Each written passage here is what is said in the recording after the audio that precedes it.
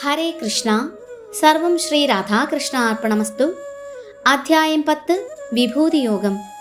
ശ്ലോകം 14. സർവമേതദ്ധൃതം മന്യേ യന്മാം വദസി കേശവാ നഹി തേ ഭഗവൻ വ്യക്തിം വിദോ ദേവാനദാനവാഃ. വിവർത്തനം.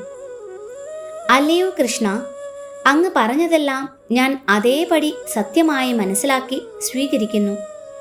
പ്രഭോ, ദേവന്മാർക്കോ ദാനവന്മാർക്കോ അവിടുത്തെ വ്യക്തിത്വം മനസ്സിലാക്കാൻ കഴിയില്ല.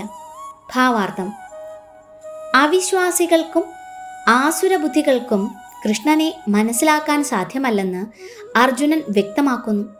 ദേവന്മാർ പോലും അദ്ദേഹത്തെ അറിയുന്നില്ല. എന്നിരിക്കെ ആധുനിക ലോകത്തിലെ പണ്ഡിതന്മാരെന്ന് നടിക്കുന്നവരെക്കുറിച്ച് എന്തു പറയാൻ?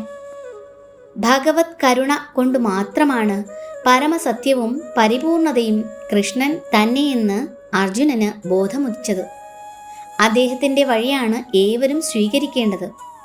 അർജുനൻ ഭഗവത്ഗീതയുടെ പ്രാമാണികതയെ ഉൾക്കൊണ്ട് 4-ാം അധ്യായത്തിൽ വിവരിച്ചതുപോലെ ഗുരുശിഷ്യ പരമ്പര വഴിക്കുള്ള ഗീതാവിജ്ഞാനം കാലക്രമേണ നഷ്ടപ്പെട്ടുപോയി.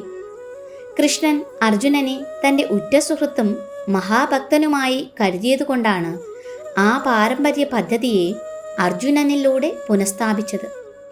ഗീതോപനിഷത്ത് അഥവാ ഭഗവത്ഗീതയുടെ മുഖവുരയിൽ പ്രസ്താവിച്ചതുപോലെ പാരമ്പര്യമായ വഴിക്കു തന്നെയാണ് ഈ ജ്ഞാനം നേടേണ്ടതും.